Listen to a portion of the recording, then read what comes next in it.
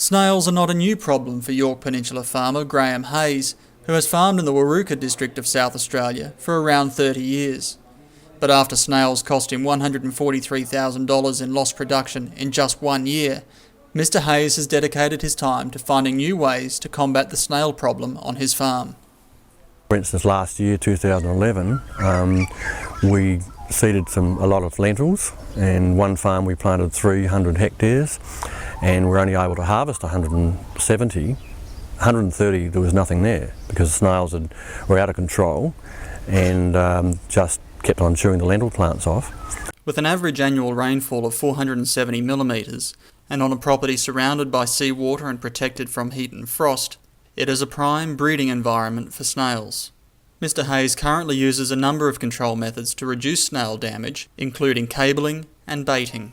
The most effective baiting so far is maybe 80%, so there's still the 20% that goes on, and you bait later on, you only get 80% of the 20. It's just impossible to break the life cycle. Over the years, Mr Hayes has worked with the Grains Research and Development Corporation, South Australian Research and Development Institute, and the Yorke Peninsula Alkaline Soils Group to come up with ways to make sure his grain can meet the receival standard of just 1 snail per 200 grams. And more recently, Mr Hayes has been working with Charles Sturt University to find a long-term snail killer in the form of a worm-like nematode.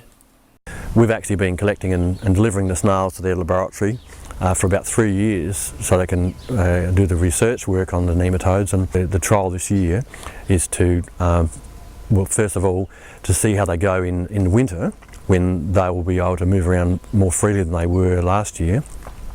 And the other thing, of course, is the snails are now on the ground feeding and moving around, whereas last year they were more up, because of the dry conditions, they were up off the ground.